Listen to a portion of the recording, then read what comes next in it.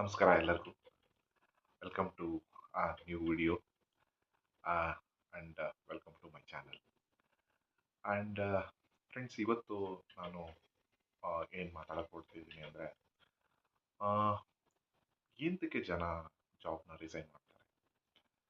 So ಎಷ್ಟೊಂದು ಸಲ ಅನಿಸುತ್ತೆ, ಸ್ಯಾಲ್ರಿ ಚೆನ್ನಾಗಿತ್ತು, ಆ, ಮನೆ ಹತ್ರನೇ ಕ್ಯಾಬ್ ಬರ್ತಾ ಇತ್ತು, ಸೊ ಎಲ್ಲ ಫೆಸಿಲಿಟಿ ಕೊಟ್ಟಿದ್ರು, ಆದರೂ ಅವರು ಯಾಕೆ ಜಾಬ್ನ ರಿಸೈನ್ ಮಾಡಿದ್ರು ಅಂತ ಕೆಲವರು ಅಭಿಪ್ರಾಯ ಪಡ್ತಾರೆ. ಸೊ ಅಲ್ಲಿ ಏನೇನಾಗ್ತಿರುತ್ತೆ ಅಂತ ಅವ್ರಿಗೆ ಗೊತ್ತಿರುತ್ತೆ. ಸೊ ಅದಕ್ಕೋಸ್ಕರ ಈ statement like people don't leave jobs, bad management ಅವ್ರಿಗೆ ಆ ಥರ ಒಂದು ಮಾಡೋಕ್ಕೆ ಕಾರಣ. ಸೊ ಈ ಸ್ಟೇಟ್ಮೆಂಟ್ ನಿಮಗೆ ಅಗ್ರಿ ಆಗುತ್ತೋ ಇಲ್ವೋ ನೋಡೋಣ. ಸೊ ಇವತ್ತು ಬ್ಲೇಮ್ ಮಾಡೋ ವಿಡಿಯೋ ಅಲ್ಲ. ಸೊ ಇದು ಹಿಂದೆ ಇರೋದನ್ನ ಒಂದು ಅರ್ಥ ಮಾಡಿಕೊಂಡು, ಸೊ ಕಾರ್ಪೊರೇಟ್ ಲೈಫಲ್ಲಿ ಎಂಪ್ಲಾಯೀಸ್ ಯಾಕೆ ರಿಸೈನ್ ಮಾಡ್ತಾರೆ ಅಂಡ್ ಬ್ಯಾಲೆನ್ಸ್ ಮಾಡೋಕ್ಕಾಗಲ್ಲ. ಸೊ ಇದ್ರ ಬಗ್ಗೆ ಸ್ವಲ್ಪ ನೋಡ್ತಾ ಹೋಗೋಣ. ಸೊ ಫ್ರೆಂಡ್ಸ್, ತುಂಬ ಜನ ಥಿಂಕ್ ಮಾಡ್ತಾರೆ ಸ್ಯಾಲ್ರಿ ಜಾಸ್ತಿ ಸಿಕ್ಕರೆ ಎಂಪ್ಲಾಯ್ ಸ್ಟೇ ಮಾಡೋಣ. ಬಟ್ ರಿಯಾಲಿಟಿ ಸ್ವಲ್ಪ ಡಿಫ್ರೆಂಟ್ ಇರುತ್ತೆ. ಏನಂದರೆ, ರೆಸ್ಪೆಕ್ಟ್ ಇಲ್ಲ, ಕಮ್ಯುನಿಕೇಷನ್ ಕ್ಲಿಯರ್ ಆಗಿಲ್ಲ, ಗ್ರೋತ್ ಆಪರ್ಚುನಿಟಿ ಇಲ್ಲ, ಎಂಪ್ಲಾಯ್ ಒಪಿನಿಯನ್ಗೆ ವ್ಯಾಲ್ಯೂ ಇಲ್ಲ ಅಂದಾಗ ಅಲ್ಲಿ ಸ್ಯಾಲ್ರಿ ಕೊಟ್ಟರೂ ಕೂಡ ನಿಮಗೆ ಇರೋಕ್ಕಾಗಲ್ಲ. ಸೊ ಈ ಕಂಡೀಷನ್ಗಳಲ್ಲಿ ಕೆಲವು ಟೈಮ್ ಏನಾಗ್ಬಿಡುತ್ತೆ, ನಾವು ಎಷ್ಟೇ ನಾವು ಇರಬೇಕು ಅಂತ ಅಂದ್ಕೊಂಡ್ರು ಇರೋಕ್ಕಾಗಲ್ಲ. ಸೊ ಅದೇ ಕೆಲವರಿಗೆ ಆಗೋದು. ಆಗ ಅವ್ರು ಏನು ಮಾಡ್ತಾರೆ, ಆ ಜಾಬ್ನ ರಿಸೈನ್ ಮಾಡಿ ಬೇರೆ ಕಡೆ ಹೋಗಕ್ಕೆ ಟ್ರೈ ಮಾಡ್ತಾರೆ. ಯಾಕಂದರೆ ಮನಿ ಈಸ್ ನಾಟ್ ಇಂಪಾರ್ಟೆಂಟ್ ಅಲ್ವಾ ಫ್ರೆಂಡ್ಸ್. ಈಕ್ವಲಿ ರೆಸ್ಪೆಕ್ಟು ಮತ್ತು ನಮಗೆ ಅಲ್ಲಿರೋಕ್ಕಾದ್ರೆ ಟ್ರಸ್ಟ್ ಇರಬೇಕು. That is very important. So ಆ ಟೈಮಲ್ಲಿ ಡೆಫಿನೆಟ್ ಆಗಿ ಒಬ್ಬ ಗುಡ್ ಎಂಪ್ಲಾಯ್ ರಿಸೈನ್ ಮಾಡೋ ಬಗ್ಗೆನೇ ಯೋಚನೆ ಮಾಡ್ತಾನೆ. ಸೊ ಬ್ಯಾಡ್ ಮ್ಯಾನೇಜ್ಮೆಂಟ್ ಅಂದರೆ ಏನು? ಲೈಕ್ ಅಪ್ರಿಷಿಯೇಷನ್ ಸರಿ ಇಲ್ಲದೆ ಇರ್ಬೋದು, ಮೈಕ್ರೋ ಮ್ಯಾನೇಜ್ಮೆಂಟ್ ಚೆನ್ನಾಗಿಲ್ಲದೆ ಇರ್ಬೋದು. ಲೈಕ್ ನಾವು ಏನು ಹೇಳ್ತೀವಿ ಅದನ್ನು ಹೌದಾ ಅಂತ ನೋಡಿಕೊಂಡು, ಹೌದು ಇವ್ರು ಹೇಳ್ತಿರೋದು ಕರೆಕ್ಟ್ ಇದೆ, ಸೊ ಇವ್ರಿಗೆ ನಾವು ಹೆಲ್ಪ್ ಮಾಡೋಣ ಅನ್ನೋ ಥರ ಅವರು ಆ್ಯಕ್ಟ್ ಮಾಡಿದಾಗ ಅಲ್ಲಿ ಸ್ವಲ್ಪ ಹೋಪ್ ಸಿಗುತ್ತೆ. ಮತ್ತು ಕಂಟಿನ್ಯೂಸ್ ಆಗಿ ಕ್ರಿಟಿಸಮ್ ಮಾಡೋದು, ಲೈಕ್ ನಾವೇನೇ ಮಾಡಿದ್ರು ಇಲ್ಲ ಇದು ತಪ್ಪು, ನೀನು ಸರಿ ಮಾಡಿಲ್ಲ, ಈ ಥರ ಎಲ್ಲ ಹೇಳ್ತಿದ್ದಾಗ ಡೆಫಿನೆಟ್ ಆಗಿ ಅದೇ ಒಂದು ಎಂಪ್ಲಾಯಿಗೆ ಬೇಜಾರಾಗಿ ಆಗುತ್ತೆ. ಹಾಗೆ ಟ್ರಸ್ಟ್. ಸೊ ನಾವು ಏನೇ ಮಾಡಿದ್ರು ಇಲ್ಲ ನಾನೊಂದ್ಸಲ ಚೆಕ್ ಮಾಡ್ತೀನಿ ಅಂತ ಹೇಳಿದಾಗ ಡೆಫಿನೆಟ್ ಆಗಿ ಒಂದು ಟ್ರಸ್ಟ್, ಓ ನಾನೇನು ಮಾಡಿದ್ರು ಇವ್ರು ನಾನು ಟ್ರಸ್ಟ್ ಮಾಡಲ್ಲ ಅನ್ನೋದು ಒಪಿನಿಯನ್ ಬಂದ್ಬಿಡುತ್ತೆ. ಅಂಡ್ ಎವ್ರಿ ಮಿಸ್ಟೇಕ್ನ ಹೈಲೈಟ್ ಮಾಡೋದು, ನೀನು ಇದನ್ನು ತಪ್ಪು ಮಾಡಿದೆ, ನೀನು ಇದನ್ನು ತಪ್ಪು ಮಾಡಿದೆ.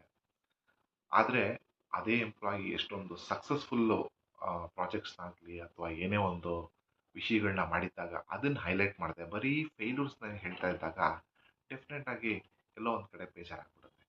ಸೊ ಅದು ಕೂಡ ಒಂದು ಮ್ಯಾಟ್ರ್ ಆಗುತ್ತೆ. ಆಮೇಲೆ ಎಂತಕ್ಕೆ ಒಬ್ಬ ಲಾಯಲ್ ಎಂಪ್ಲಾಯಿ ಜಾಬ್ನ ಬಿಡೋ ಅಂತ ಒಂದು ಡಿಸಿಷನ್ ತಗೊಳ್ತಾರೆ. ಫ್ರೆಂಡ್ಸ್, ಲೈಕ್ ಎಲ್ಲರೂ ಒಂದು 10 ವರ್ಷ 15 ವರ್ಷ ಕೆಲಸ ಮಾಡ್ತೀವಿ. ಸಡನ್ ಆಗಿ ಫ್ರೆಷರ್ಸ್ ಬಂದಾಗ ಅವರು ಮಾಡೋ ಕೆಲಸ ಬಹಳ ಚೆನ್ನಾಗಿದೆ, ನೀವೇನು ಮಾಡ್ತಾ ಇಲ್ಲ, ನೀವೆಲ್ಲ ಬರೀ ಇಷ್ಟು ದಿನ ಸುಮ್ಮನೆ ಇದ್ಬಿಟ್ರಿ, ನೋಡಿ ಅವರೆಲ್ಲ ಹೇಗೆ ಮಾಡ್ತಾ ಇದ್ದಾರೆ ಅಂತ ಹೇಳಿದಾಗ ಈ 10-15 ವರ್ಷ ಕೆಲಸ ಮಾಡಿರುವಂಥ ಒಂದು ಸೀನಿಯರ್ ಎಂಪ್ಲಾಯೀಸ್ಗೆ ಬೇಜಾರಾಗೋದು ಸಹಜ. ಸೊ ಆಗ ಏನಾಗುತ್ತೆ, ಅವರು ಒಂದು ಈಗೋಗೆ ಹರ್ಟ್ ಆಗೋಕ್ಕೆ ಸ್ಟಾರ್ಟ್ ಆಗುತ್ತೆ. ಸೊ ಎಲ್ಲಿ ಏನಾಗುತ್ತೆ ಅಂದರೆ, ಈ ಲಾಯಲ್ ಎಂಪ್ಲಾಯೀಸ್ಗಳನ್ನ ಗ್ರೋತಲ್ಲಿ ಕಟ್ಟಾಕಕ್ಕೆ ಸ್ಟಾರ್ಟ್ ಆಗುತ್ತೆ. ಹಾಗೂ ನಮ್ಮ ಡೌನ್ ಲೈನ್ ಇರೋರ್ದು ಅವ್ರನ್ನ ಎತ್ತೋದಕ್ಕೆ ಪ್ಲ್ಯಾನ್ ಮಾಡ್ತಾರೆ. ಅವಾಗ ಏನಾಗುತ್ತೆ, ಲಾಯಲ್ ಎಂಪ್ಲಾಯೀಸು ಮತ್ತು ಎಕ್ಸ್ಪೀರಿಯನ್ಸ್ ಎಂಪ್ಲಾಯೀಸ್ಗೆ ಒಂಥರ ಬೇಜಾರಾಗೋ ಸ್ಟಾರ್ಟ್ ಆಗುತ್ತೆ. ಹಾಗೆ ಅಲ್ಲಿ ಅವರ ಒಂದು ವ್ಯಾಲ್ಯೂಸ್ಗಾಗಲಿ ಅಥವಾ ಅವ್ರು ಕೊಡೋ ಐಡಿಯಾಗಳಿಗಾಗಲಿ ವ್ಯಾಲ್ಯೂ ಇರಲ್ಲ. ಆಗ ಕೂಡ ಇದು ಬೇಜಾರಾಗೋ ಸ್ಟಾರ್ಟ್ ಆಗ್ಬಿಡುತ್ತೆ. ಮೇನ್ ರೀಸನ್ನು ಎಂಪ್ಲಾಯೀಸ್ ಬಿಡೋದಕ್ಕೆ ಏನು ಕಾರಣಗಳು ಅಂದರೆ, ಪೂರ್ ವರ್ಕ್ ಕಲ್ಚರ್, ಆಮೇಲೆ ಕೆರಿಯರ್ ಗ್ರೋತ್. ಯಾಕಂದರೆ ಕೆರಿಯರ್ ಗ್ರೋತ್ ಇಲ್ಲ ಅಂದಾಗ ಅಲ್ಲಿದ್ದು ನಾವು ಪ್ರಯೋಜನ ಇರಲ್ಲ. ಆಮೇಲೆ ರೆಕಗ್ನಿಷನ್ಸು, ನಾವು ಏನೇ ಮಾಡಿದ್ರು ರೆಕಗ್ನೈಸ್ ಇಲ್ಲ ಅಂದರೆ ಭಾಳ ಡಿಫಿಕಲ್ಟು. ಆಮೇಲೆ ಆ ವರ್ಕಿಂದ ವರ್ಕ್ ಬ್ಯಾಲೆನ್ಸ್ ಆಗಲಿಲ್ಲ ಅಂದರೆ ಫ್ಯಾಮಿಲಿ ಟೈಮು ಕೊಡೋಕ್ಕಾಗ್ತಿಲ್ಲ, ವರ್ಕಿಂಗ್ ಟೈಮು ಕೊಡೋಕ್ಕಾಗ್ತಿಲ್ಲ, ಎರಡರ ಮಧ್ಯೆ ನೀವು ಸಿಕ್ಕಾಕೊಂಡ್ಬಿಟ್ರೆ ಅದಿನ್ನೂ ಬೇಜಾರಾಗ್ಬಿಡುತ್ತೆ. ಸೊ ಮತ್ತೆ ಲಿಮಿಟೆಡ್ ಅರ್ನಿಂಗ್ ಆಪರ್ಚುನಿಟೀಸ್, ನೀವು ಎಷ್ಟೇ ಮಾಡಿದ್ರು ಅಟ್ ದಿ ಇಯರ್ ಎಂಡಲ್ಲಿ ನಮ್ಗೆ ಇಷ್ಟೇ ಸಿಗೋದು ಅಂತ ಕನ್ಫರ್ಮ್ ಆಗಿಬಿಟ್ರೆ, ಸೊ ಅವಾಗ ನಾನು ಏನೇ ಮಾಡಿದ್ರು ಇಷ್ಟೇ ನನಗೆ ಸಿಗೋದು ಅಂತ ನೀವೇನು ಇನೋವೇಟಿವ್ ಐಡಿಯಾಸೇ ಮಾಡೋಕ್ಕೆ ಹೋಗಲ್ಲ, ಅಲ್ಲಿಗೆ ಸ್ಟಾಪ್ ಆಗಿಬಿಡುತ್ತೆ.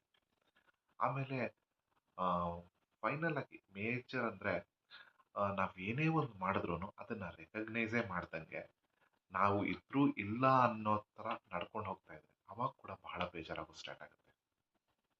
ಸೊ ಇವೆಲ್ಲ ಏನಾಗುತ್ತೆ ಅಂದರೆ ಸಮ್ಟೈಮ್ಸ್ ಹೈಯರ್ ಸ್ಯಾಲ್ರಿ ಇರುತ್ತೆ.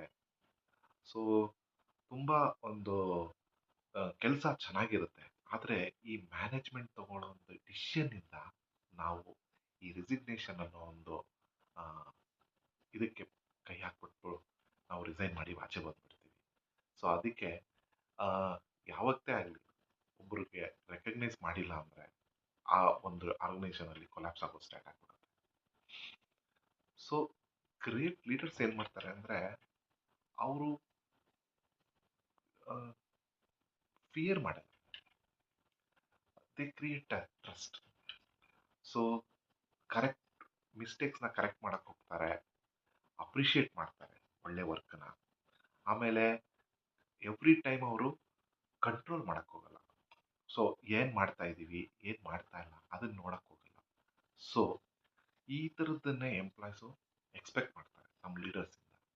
ಸೊ ಈ ಥರನೇ ನಾವು ಮಾಡ್ತಾ ಹೋದರೆ ತುಂಬ ಚೆನ್ನಾಗಿರುತ್ತೆ. ಸೊ ಎವ್ರಿ ಟೈಮ್ ನಿಮಗೆ ಒಂದು ಇದು ಅಪ್ರಿಸಿಯೇಷನಲ್ಲಾಗಲಿ ಅಥವಾ ಕೆಲವೊಂದು ಇದರಲ್ಲಾಗಲಿ ನಿಮಗೆ ಫೇರ್ನೆಸ್ಸು, ರೆಸ್ಪೆಕ್ಟು, ಆಪರ್ಚುನಿಟೀಸ್ ಇದ್ದಾಗ ಅಲ್ಲಿ ಜನ ಬಿಟ್ಟು ಹೋಗೋಲ್ಲ, ಅಲ್ಲಿದ್ದೇ ಇರ್ತಾರೆ ಜನ. ಸೊ ಇದು ಇಂಪಾರ್ಟೆಂಟ್ ಫ್ಯಾಕ್ಟರ್. ಸೊ